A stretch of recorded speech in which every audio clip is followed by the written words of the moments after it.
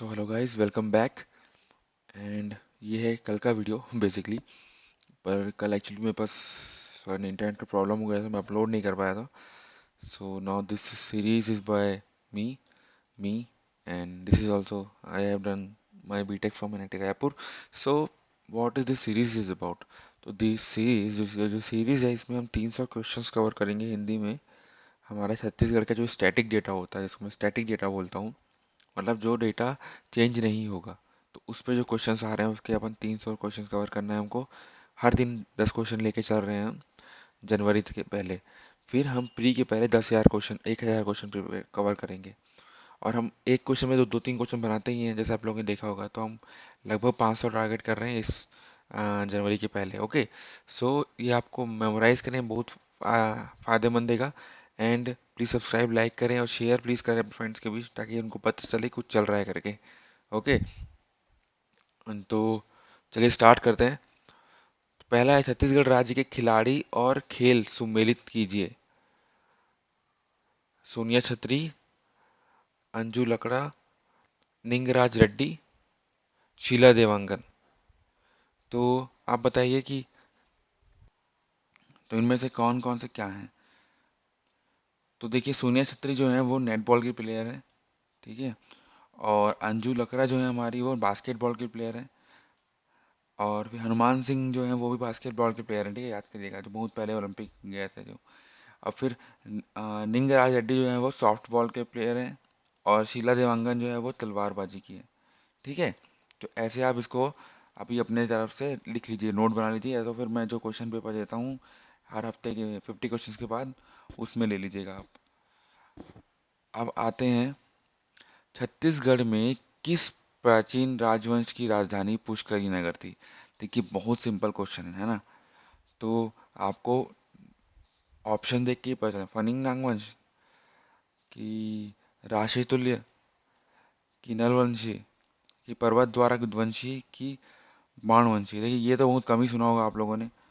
तो आंसर है नलवंशी, ठीक है। इसकी राजधानी थी पुष्करी। क्या थी इसकी राजधानी? पुष्करी। तो ऐसे अब याद कर सकते हैं हम लोग। कोरापुट भी थी इसकी राजधानी मेरे ख्याल से। तो आंसर है हमारा नलवंशी, पुष्करी या कोरापुट। कोरापट भी बोल सकते हैं क्या? तो अब आता है, भानुगुप्त के एरन अभिलेख में किस वंश के विशेष विषय में हमारे हमें जानकारी मिलती है?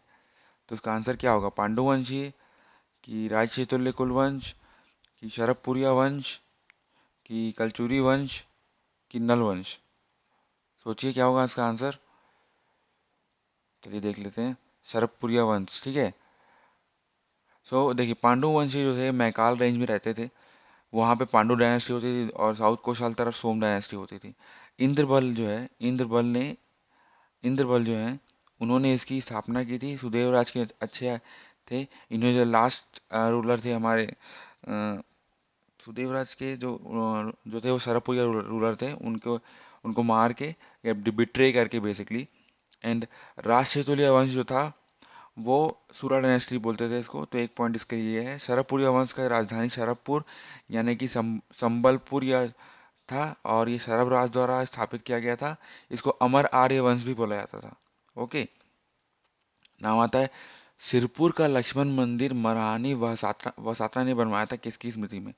पहले तो ये किसकी बीवी थी ये बताओ। ये बीवी थी हर्षगुप्त की। तो भाई हर्षगुप्त की स्मृति में बनाया गया जाएगा ना, है कि नहीं? महाशिवगुप्त बालार्जुन कौन था? ये उसका बेटा था हर्षगुप्त का। तो इसने कंप्लीट कराया था, ठीक है। सो हर्षगुप्त जो है वो चंद्रगुप्त का बेटा था। और हर्ष, सॉरी, शाहरुख नहीं है ये। हर्षगुप्त के बेटे का नाम महाशिवगुप्त बालार्जुन था। एंड रणकेश रीता भी था, ठीक है। ये सब एक साथ है। हर्षगुप्त का जो है उसको प्राग परमेश्वर और त्रिकालांधिपति बोला जाता था। तो मैं एक पेपर बना रहा हूँ, मतलब बेसिकली एक पीपीटी बनाऊंगा जिसमें पूरे किंग्स एंड किंगडम्स होंगे। और हम कैसे याद करेंगे कि कोसलाधिपति किसको बोला जाता था, त्रिकालांधिपति किसको किसको बोला जाता था, वो बताऊंगा मैं आपको, ठीक है। और महाशिवगुप्त बालार्जुन ने शिव शिव नया जो सिरपुर मंदिर है उसको पूर्ण कराया था। अब कलचुरी कालीन शासक और विशेषताओं सुमेलित नहीं है। शंकरगढ़ द्वितीय, छत्तीसगढ़ के प्रथम कलचुरी आक्रमण। कलिंग राज टुम्मन को राजधानी बनाने में कर कलचुरी की सत्ता स्थापना बिल्कुल सही है। जजाले प्रथम ने छिंदक नागवंश का प्रथम पराजित किया। पृथ्वीदेव द्वितीय ने इसमें इसके समय राजीव लोचन मंदिर का जीर्णोद्धार हुआ। कि ब्रह्मादेव बहारेंद्र साय जमा मंदिर राजस्व प्रणाली की शुरुआत की। तो आंसर ये है, ये गलत है हमारा। ठीक है। और बेसिकली इसका और इसका कोई मेल नहीं है, बट एक नॉर्मल सा मैं आपको दिखा देता हूँ कि जो ब्रह्मादेव राय थे वो रायपुर की कैपिटल बनवाया था, बिकॉज कलिंग राज ने तुम्बन बनाया था। उसके बाद फिर रतनपुर हुआ शायद तक, तो फिर दुग्धाधारी मठ जो है वो रतनपुर किसने कैपिटल बनाया था? रत्नादेव वन ने बनाया था। और रत्नादेव थ्री के वो कौन थे? गोपाल थे ना, गोपाल देव या गोपाल, उनके जो ब्राह्मण थे वो। तो ऐसे आप थोड़ा याद कीजिए करिएगा। ये तो हम ब्रह्मदेव साय हैं, ये ब्रह्मदेव राय के बारे में। भारेन साय और ब्रह्मदेव राय दोनों अलग अलग हैं, ठीक है। तो सॉरी, आज थोड़ा गला खराब है मेरा। तो ब्रह्मदेव राय जो है उन्होंने रायपुर को कैपिटल बनवाया, दूधाधारी मठ का निर्माण कराया, और देवपाल के जो खल्लारी टेम्पल है वो भी इनके समय बना था। ठीक है। तो अब आता है कि किस काकतीय शासक के समय बस्तर में राज साधना प्रारंभ हुआ। प्लीज मेरे को ऑप्शन दिया गया है, आपको सिंपल सा आंसर पता होना चाहिए, पुरुषोत्तम देव के। ओके। सो एल मैं 2 वीडियो 3 वीडियो बना रहा हूँ अभी, एक साथ अभी कंप्लीट करके बनाऊंगा ताकि पूरा साथ में रहे आप लोग के पास। ठीक है। तो उसमें पूरे उनके रूलर और उनके जो मेन मेन कैरेक्टरिस्टिक्स हैं वो रहेंगे अपने पास। ठीक है। अब है स्वदेशी आंदोलन के दौरान छत्तीसगढ़ में सन्मित्र मंडल की स्थापना किसने की थी? वो की थी सुंदरलाल शर्मा ने, लेकिन ठीक है, लेकिन जो मेन, हाँ, आपका हाथ था उसमें वो सीएम ठक्कर का भी था। तो Sundarlal Sharma is the right answer here. Chhattisgarh के पर्वत और जिले सुमेलित नहीं है।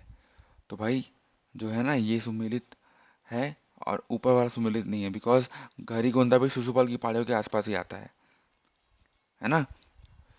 तो नाउ 2016 की राज्य अलंकरण पुरस्कारों में गुंडाधुर अवार्ड किसे मिला है?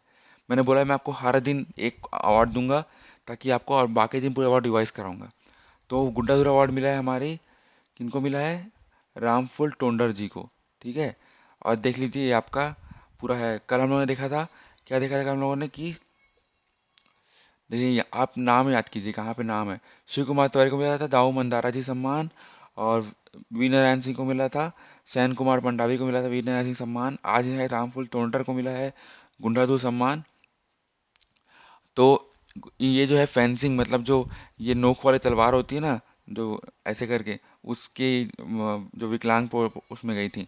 ओके, ऐसे ही मैं हर दिन आपको ये पूरे 20 याद करा दूंगा, चिंता मत करिए आप। अब देखिए कल का क्वेश्चन कैसे मैंने चेंज किया है कि छत्तीसगढ़ में औद्योगिक दर इकोनॉमिक सर्वे में कितनी है? तुमको पता है कि औद्योगिक दर इतनी है, इतनी ही GSDP, मतलब राज्य की सकल घरेलू उत्पाद भी इतना ही है। और ये आपका है सेवा का दर, वृद्धि दर, और ये आपका है कृषि वृद्धि दर। ठीक है। तो ऐसे आप इसको कल याद किए थे, आज भी ऐसे याद कर लेंगे। Okay. So thank you guys, आपका फीडबैक मोस्ट वेलकम है हर वीडियो में। हर वीडियो शेयर कीजिए या हर वीडियो आपको प्रतिक्रिया दीजिए। And I got one comment like 10 rupees वाला, कि उसने कि sir is a good business. तो दोस्तों, मतलब मैं यहाँ पे हूँ, मैं ठीक ठाक अपने जीवन यापन के लिए कमा लेता हूँ। सो प्लीज़ ऐसे कमेंट करना थोड़ा उसमें हिचकिचाएँ, बिकॉज ये पैसा मैं उसको 1 रुपया भी खर्च नहीं करूँगा। एंड बेसिकली इसमें मेरे को मिलेगा भी कुछ नहीं 10 रुपये से, और इस इवेंट्स में आपका भी कुछ जाएगा नहीं। As I already said, like फरवरी के बाद जो हम लोग गेट टुगेदर करेंगे उसमें ये काम आएगा।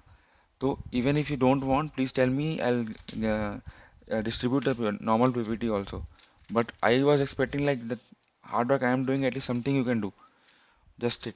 सो अगर आपको फ्री में चाहिए तो प्लीज़ बता दीजिए, is not a problem with me. Okay. So, but this business word is hurting me a lot. So, thank you guys. Have a nice day.